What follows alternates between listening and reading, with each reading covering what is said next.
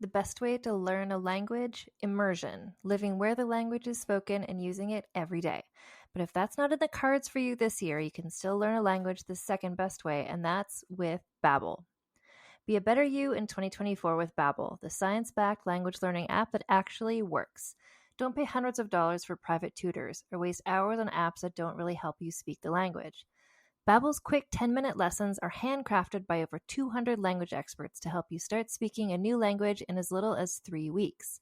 Babbel's designed by real people for real conversations. Babbel's tips and tools are approachable, accessible, rooted in real-life situations, and delivered with conversation-based teaching so you're ready to practice what you've learned in the real world.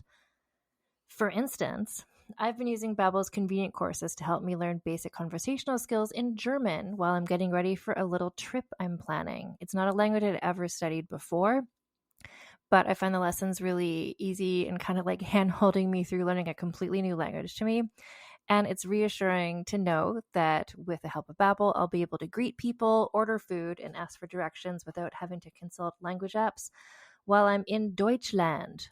I'm still learning.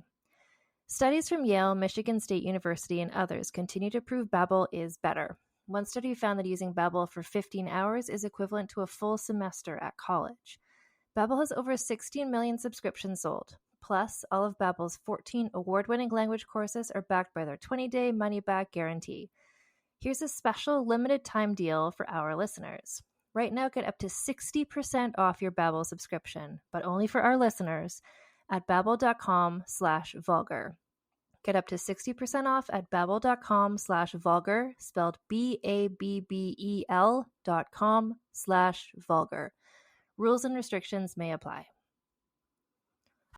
Hi, I'm Jennifer, a co-founder of the Go Kid Go network.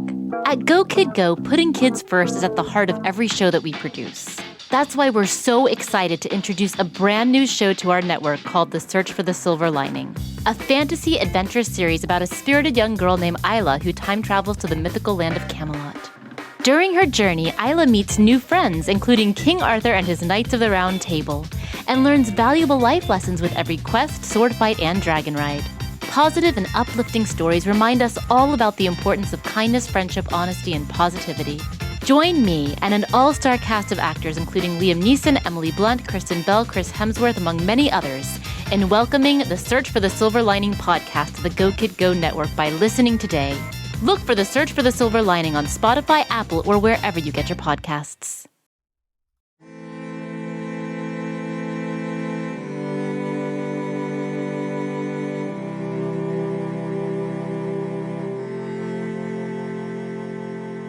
Hello and welcome to Vulgar History, a feminist women's history comedy podcast. My name is Anne Foster, and today I'm bringing you an interview with author Angela Saini.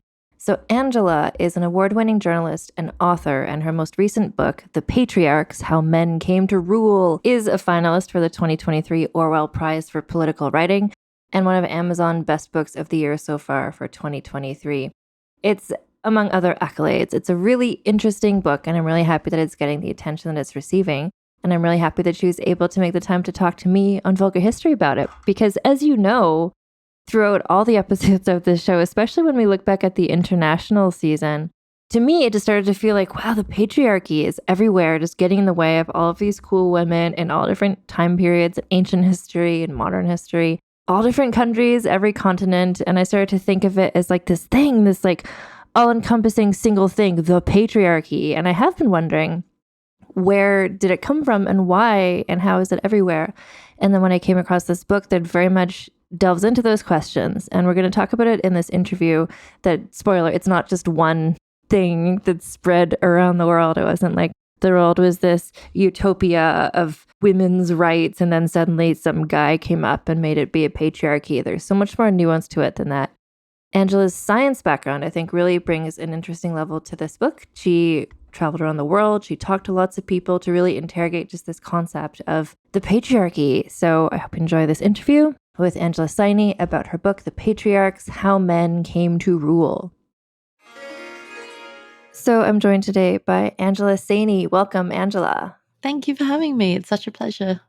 I'm really happy to talk to you because, well, first of all, I read your book and I found it so interesting. But even just the idea of your book, I was so intrigued because I've been thinking about this a lot lately with my podcast. Just there's so many, I've been looking at different cultures through different years. And to me, I was like, oh, the patriarchy, it's always there. And then I saw your book and I thought, ooh, has it been? So I'm curious to know, first of all, how did you get the idea to write this book? Well, I do feel like you say it's it's this big gaping question that's been there for so long, and it's in the background all the time, that whenever you read feminist literature or world history, the question I always had was, well, how did men come to have so much power? How did it come to be this way? Why does the world look the way it does? And I was a bit disappointed by the literature that we had available looking at that question. And I think that's partly because, well, it's lots of reasons, but I think it's partly because sometimes we naturalize it. We treat this as a form of oppression that has always been there, that women were the original oppressed group, and that there is something maybe biological underpinning that. But I think also, we just think that it's so long ago, that it must have started so long ago, that there's no way to trace that history. But with the information that we have now from archaeology, anthropology, even fields like genetics, but also the different ways in which historians are writing about gender in the past, really gives us an opportunity now to look at this history in far more detail than ever before. When you talk about looking back in the history, in your book, you talk about a lot of places you travel to, a lot of people you talk to. Can you talk about the Turkish city that you visited? I don't know how to Yeah. pronounce the name of it. There's a lot of accents on almost every letter. Çatalhöyük. Yeah, it took me a few times before I got comfortable with it.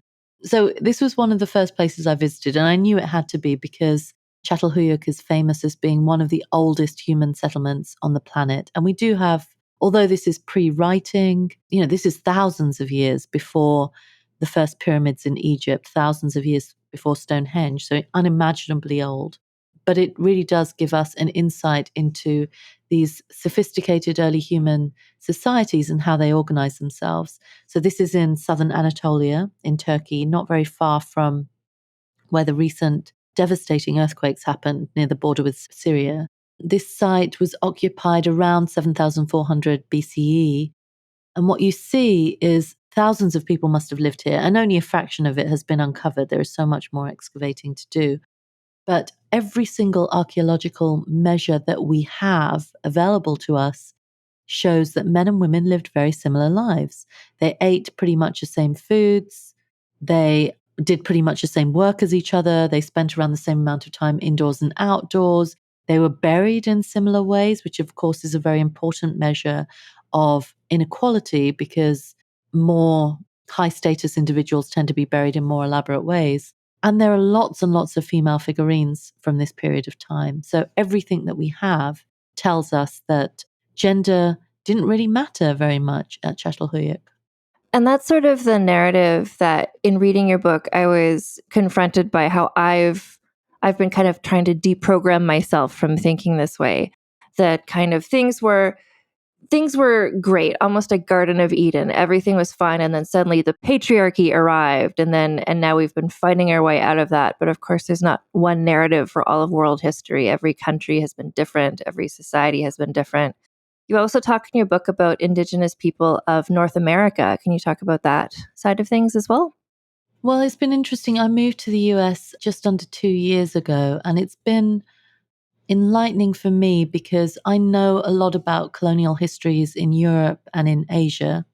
I grew up in London. My family is of Indian heritage, and I used to work in India. I knew a lot less about the colonial impact on Indigenous societies in North America. And what's interesting is it's very important in the intellectual history of how Western scholars understand patriarchy, because when settler colonialists first came to the US in regions like New York, a territory which at that time was occupied largely by the Haudenosaunee, here is a society that was democratic, very egalitarian, in which women had an enormous amount of authority and power. Clan mothers predate the founding fathers of the US by centuries. Here are societies in which women are in charge of agriculture, that are matrilineal, so descent is recognized from mother to her children rather than father to her children. The fathers are not as important as mothers within families. And this was a real shock to European settler colonialists because they had imagined that male domination was, in a biblical sense, almost hardwired into us, that this was the divine order, that men had always been in charge, that fathers had always been at the heads of their families. So to encounter societies in which that wasn't the case, not just in North America, indigenous societies, but all over the world, there are matrilineal societies all over the world. They didn't know what to make of it. So what was interesting was that in the middle of the 19th century, at the same time that philosophers and anthropologists were grappling with the fact that social revolutions had been happening in Europe, the French Revolution, the foundation of America, these pushing back at established hierarchies and social orders. They looked at gender inequality and they started to think for the first time, at least in Western literature, well, how natural is this? Is there some divine order behind this, or actually is it constructed? Is it something that we've invented? And encountering people and societies like the Haudenosaunee and seeing how differently people might live, they had to square that circle, that their vision of how history worked was actually not how it worked for other people. And the way they squared that circle was to say to themselves, well, these people are primitive. We are modern and they are primitive. In their societies, men just haven't figured out that they should be in charge yet. And, we are civilized, and that's why we have the family structures that we do. That's why we have the marriage customs that we do. That's why women are domesticated and men have public facing roles, because that's what happens in civilized societies. And so, of course, the devastating repercussion of that is that they try to civilize indigenous communities into patriarchy. And they did this very systematically. It's there right throughout the literature, this kind of way of thinking. But for example, in indigenous boarding schools, young girls would be taught to be housewives. And this was very much a foundational philosophy of the United States, that women should be domesticated. This is why women were denied the vote when the United States was founded, after the United States was founded. Boys were taught to do agricultural work and to be the heads of their households. Christianity undermined, Christian missionaries undermined ways of organizing people and ways of marriage that had existed for centuries. It was devastating. It was a real undermining of culture, and not without resistance. Men and women in indigenous communities really pushed back against all of this. And they found it so barbaric, the way that European settlers would treat women. They just found it so strange, this idea that women would be treated as property, because it was so antithetical to the way that their own families were organized. But of course, that bit by bit, piecemeal, pushing and tearing apart of customs did have an effect. Although a lot of it was retained, so Haudenosaunee society today remains matrilineal. Women still have a lot of power, clan mothers still have a lot of power. So a lot was retained, but at the same time, a lot was lost. And that's part of what you talk about this quite a bit in your book. And I just found it such an interesting thing to think about, the concept of what naturally are humans like. Naturally is patriarchy what human societies would be like, when evidence of what you were saying in Turkey and then in indigenous groups in the United States, they show that that's not inherently what people are like. So it's that push and pull. So it's saying like, well, this is, I think you mentioned this, I think a few times in the book, but about, if this is how people naturally are, then why are women fighting back? Why are women fighting for the vote? Like, why does this have to be enforced with laws if this is how people naturally are? Yeah. Yeah, exactly. I mean, if anything is, deeply rooted and biological, if this is a pattern that we follow without thinking about it, then why do we feel uncomfortable in these deeply patriarchal societies? Why do we push back? Why has there always been resistance from the beginning? When as soon as you see kind of gendered oppression emerge, you see pushback immediately, and you see this real desperation on the part of patriarchal elites to cast people in a way that makes them seem inferior or makes them seem subordinate. You see this in all different types of human oppression. I've written books on race as well as gender, and you see this all over the world, that as soon as you get a dominant hierarchical group, that group inevitably, even though its power is always socially formed or politically formed, they will pretend and try to impose this idea that they are naturally more powerful, that they have some qualities that the subordinate group does not have, and that's why they have this power. And of course, patriarchal elites have been masterful at doing this over the centuries, although it does happen falteringly, and sometimes it does look very desperate. If you look in ancient Athens, for instance, ancient Greek literature is deeply misogynistic, is famously misogynistic. It's full of this hatred of women, from the Pandora's box onwards, this idea that women are the source of evil, that they need to be controlled, that they need to be curtailed somehow, that if we're not careful, they will rise up against us. Legends of the Amazons, which again reinforce this idea that if we're not careful, that women will rebel. Why would you express these kind of misogynistic fears? Why would you harbor them if you weren't afraid that your power rested on something far more precarious than it actually did? Well, and that's sort of too, in your book, you talk about perhaps in cultures like that, it could come from the history of slavery. So if a lot of women were being taken and forced into roles in the household, then of course they would not take to that happily or naturally, and there would have to be rules to enforce that. Can you talk about that side of things as well? And now we're just going to take a break for a word from our sponsors. As a podcast network, our first priority has always been audio and the stories we're able to share with you.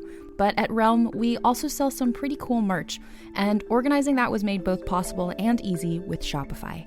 When you think about successful businesses like Aloe or Allbirds or Skims, an often overlooked secret is the business behind the business that makes selling and, for shoppers, buying simple. For millions of businesses, that business is Shopify. That's because nobody does selling better than Shopify. It's the home of the #1 checkout on the planet. And the not-so-secret secret that's definitely worth talking about is that Shop Pay boosts conversions up to 50%. That's more happy customers and way more sales going. If you're hoping to grow your business, your commerce platform better be ready to sell wherever your customers are scrolling or strolling, on the web, in your store, in their feed, and everywhere in between. Businesses that sell more, sell on Shopify. Upgrade your business and get the same checkout we use with Shopify. Sign up for your $1 per month trial period at shopify.com/realm, all lowercase. Go to shopify.com/realm to upgrade your selling today. Shopify.com/realm.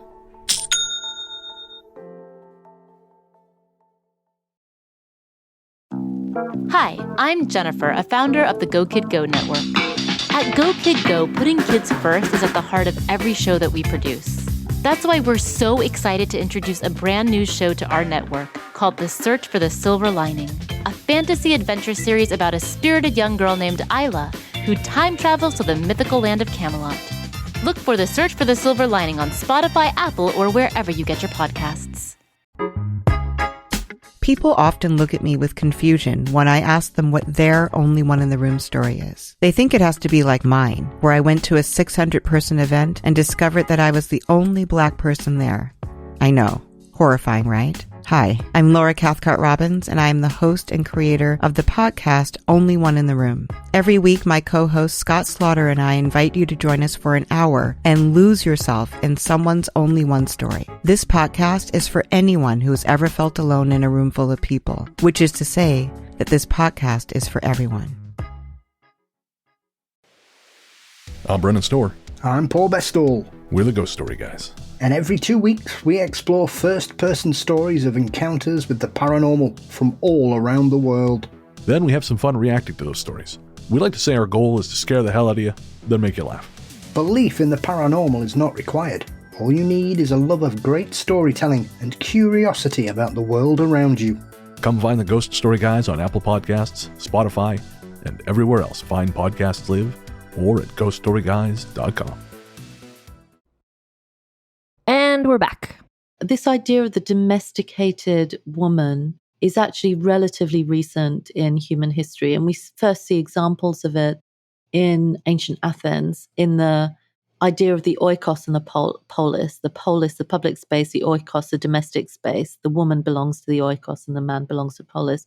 But even in early Athens, the oikos was not this kind of hidden away, cloistered area. The home was, I know I'm talking about upper class homes here because poorer people would not have that division. They wouldn't be able to afford that kind of division. Everybody worked, including children, among less wealthy families. But in wealthier households, the oikos was a center of production and industry. It had to be. It was part of the vibrant economy of Athens. This is where food was produced, where clothes were produced. There had been an army of people working within the home because that is where production happened, industry happened. But what you see very slowly is that that power that resides within the home slowly starts to cede. And with it, the power of women then within wider society, because they are seen to be, that is seen to be their appropriate space. And ironically, one of the big spurs for that is the advent of democracy. So here we see democracy as, today we associate it with freedom and liberty and this idea of egalitarianism. But when democracy was first introduced in ancient Athens, women didn't have the vote, neither did slaves or certain categories of people who were not wealthy enough, not considered citizens in the same way. And what that did was essentially move a lot of power within society out of the oikos into the polis, so into the hands of men. So ironically, democracy was what undermined a lot of women's authority in those early societies. And we forget this. We forget how the levers of power are exercised in sometimes quite subtle ways, but sometimes quite overt ones in different societies at different points in time in order for a small elite of people at the top, the men at the top, to grab power. Well, and then I think the example of ancient Greece is so valuable because in a Western European sense, because then the Romans were inspired by them, and then people in all kinds of European countries were inspired by the Romans. And then when England and Portugal started colonizing, then they brought that message to the places they were going. So it's not just this came out of nowhere. It was a message that was created and then intentionally spread.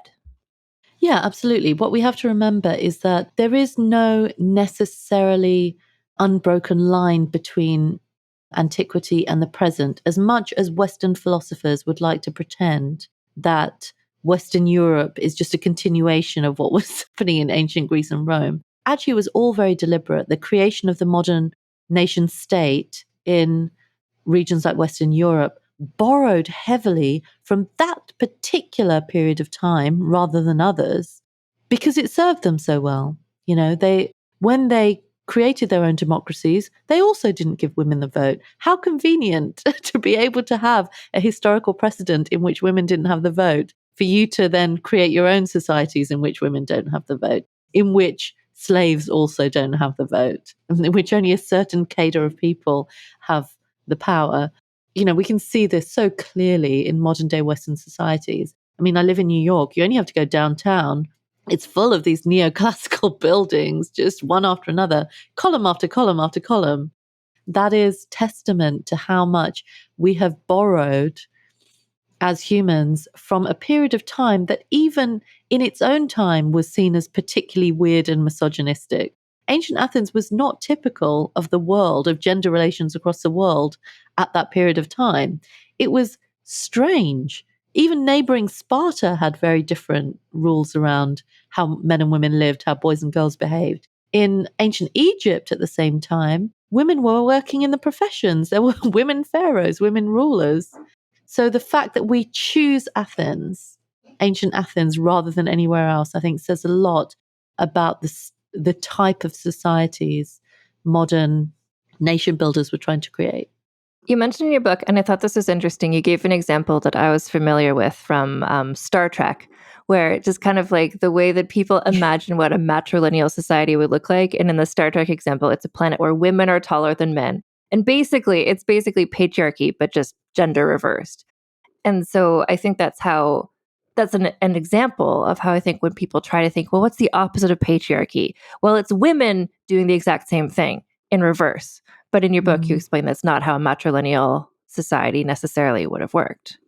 Yeah, we see a lot more social variation between matrilineal societies, and anthropologists have catalogued at least 160. There's only one illustration in my book. It's a map of existing current day matrilineal societies, and each of them are very different. You know, there are some that worship goddesses, many that have very different ideas around marriage customs, some that are hunter-gatherer societies, others that have been very influential, wealthy, royal societies, hierarchical in their own ways, but also continuing matrilineal. So every single one is different. And the further you go back into the past, actually, the more social variation you see in how people live. Patriarchies are not all the same. Even they show huge variation between them. We just don't recognize it that way because the way in which we use the word patriarchy feels so flat.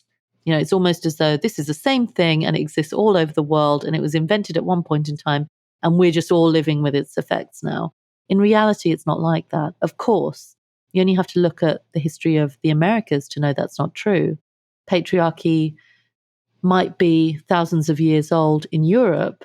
It's only a couple of 100 years old in North America because indigenous societies just didn't organize themselves that way.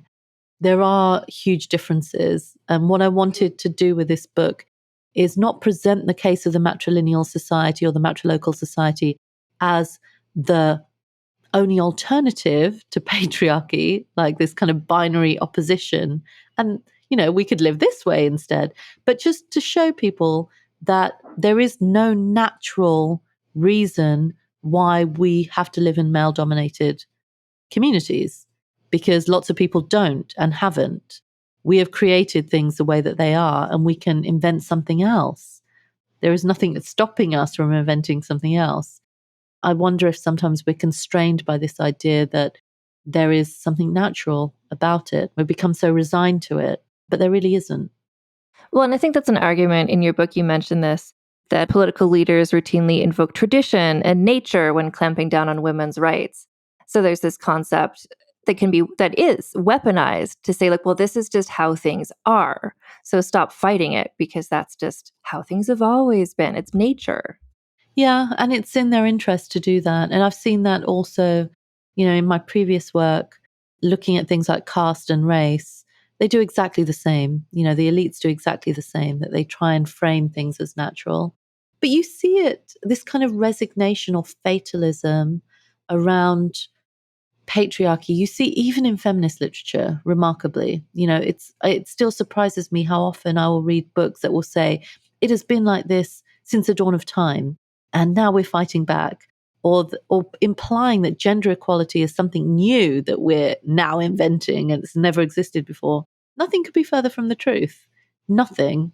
Humans have always experimented in how they live, have always switched things around and tried different things. What makes societies now feel so monolithic and unchangeable is the fact that we have created establishments, institutions, states that are so rigid in the way they operate, so bureaucratic, that even small amounts of change take a huge amount of effort. Especially in societies like the US, where vested, powerful interests have a huge role to play in lobbying, in getting people into power, that pushing back against them becomes even harder then. So you feel hopeless after a while. It feels that, you know, nothing you do will ever be able to fix this, that you always seem to go back to the beginning. However many steps you take forward, there always seems to be a few steps back. But that's just because those in power have designed things this way. It has always been in their interest to do it. To move forward, what I would love, and you know, maybe I'm too radical in trying to imagine this, what I would love is that we rediscover that ability to be socially nimble, that we can somehow lose a few layers of this strangulating bureaucracy and just find a way to get things done faster, you know, get change to where we want it more quickly. Well, and I think for me, what I found really eye-opening just about the way you lay out everything in your book is just what you were just saying, that this was invented. It's like people intentionally, the people in Athens decided to do this, and then the people who were inspired by them chose that. It's not just, well, this is just how human society is. Women are nurturing and men are warriors, and that's just how society is. It's like, if that's how society is, like, your book really breaks down why that's not true and why that can't be true because of the ancient cultures that you look at, but also just looking at the exceptions that there's always been. In every culture, there's been women who fight back where it's like, oh yeah, where men are inherently better, but except for like, oh, but Elizabeth I, well, she was different. That's okay. Victoria, it's like, that's cool. But otherwise, women are not capable. So like the argument falls apart when you start examining it, which is what your book very artfully does, just really looks at these sorts of things. Well, I just think it's important to remember that there have always been powerful women throughout history. There is a huge and growing literature examining those women and the power that they had. But what never happens is our underlying narrative that we have always been patriarchal never changes. That always stays the same. All that happens is that these women become footnotes. There have been millions of women throughout history who have fought in wars, on the front line who have fought in wars, been part of guerrilla armies as well as standing armies defending nations, who have been queens and kings and pharaohs and had very high status, who have run societies, who've taken the reins of power, who have led in their own right, not just because they are the wives or daughters of someone important. We have loads of examples of this. Why are they always only ever footnotes to that main story? Why does our main story never change? I think that's what needs to happen now. We need to be able to incorporate that women's history into bigger history and say, how is it that we have come to imagine that societies right throughout history in every part of the world have always been as gendered as they are now? That just doesn't make any sense. There's no reason to assume that. There is a trajectory here, and it's complex, there's no doubt. I wish this story was simple. And I sometimes do wonder if readers would prefer it to be simple. They want there to have been one moment 5,000 years ago at which everything changed and now we're living with the effects of it. And that's just not how it is. This is a slow grift, depending on where you are in the world. And it has, it is still happening. The origins of patriarchy are something we're still living through because people are still reasserting it, still recreating it. Look at Iran, look at Afghanistan. Here are societies in which patriarchy is being reasserted and recreated for the 21st century, not reaching back into some imagined past and then, this is how we're supposed to be. They are making it anew. They're creating this fresh. And that's the way I think we need to imagine this. Just as a final thing, I was at the very, very end of your book, I think it's the end of your epilogue, where you're kind of talking about, you say, I'm left wondering if the radical societies we create now could someday form the basis of tomorrow's habits and customs. And I find that a hopeful sort of note to end your book on, thinking we're not powerless in this situation. I mean, there's always been, even within a culture, not everyone in that culture accepts that culture and acts the same way. And so just becoming aware of it, I find just a useful way to think about things, that perhaps we could find a new way, or people in the future could look back and choose a different inspiration. When you were writing the book, were you thinking, I don't know, were there points where you just thought, well, this is a depressing thesis. How am I going to find hope in this story? I actually found it very optimistic throughout, because every time I expected to see no resistance or things were really bad, I found examples of people pushing back, always in every single society, and of things being more precarious than we imagine, of negotiation within marriages, within families, but also within societies, between people.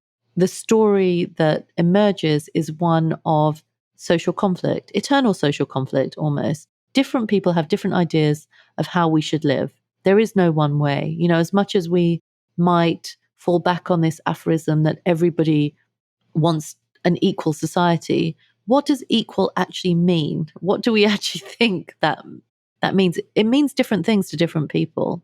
And there are many people in society who don't really want an equal society.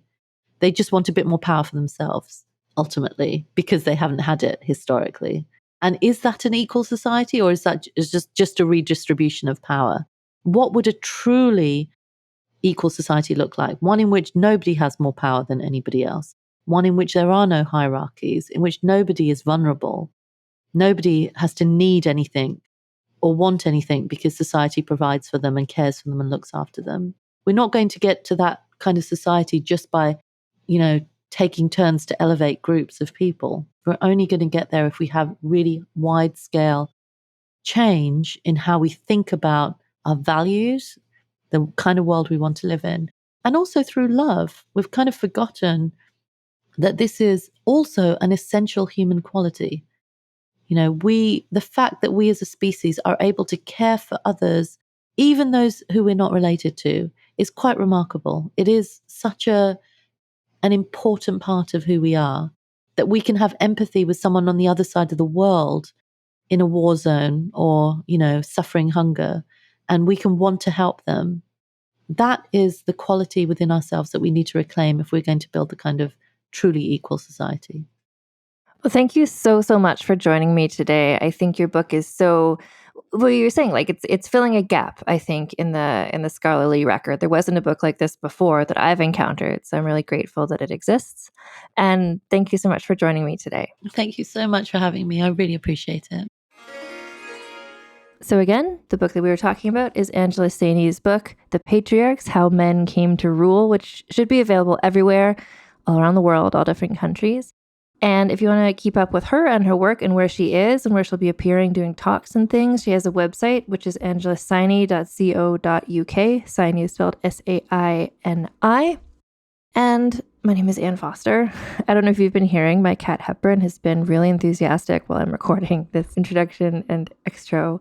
Anyway, you can keep up with me on Instagram at Vulgar History Pod, on TikTok at Vulgar History. If you go to vulgarhistory.com as well, there's links there to the store, and you can also look there. We've got transcripts are rolling in from Aveline Mellick at the Wordery. So if you prefer to read, or you want to, after you've heard a podcast, you want to go back and read it in words, you can find that all at vulgarhistory.com.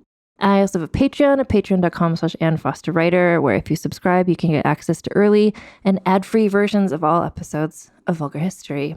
Anyway, I hope you're all doing really well. I hope the patriarchy is not getting in your way too much today. And I'll talk to you all next time. So until then, keep your pants on and your tits out. Vulgar History is hosted, written, and researched by Anne Foster and edited by Christina Lumagi.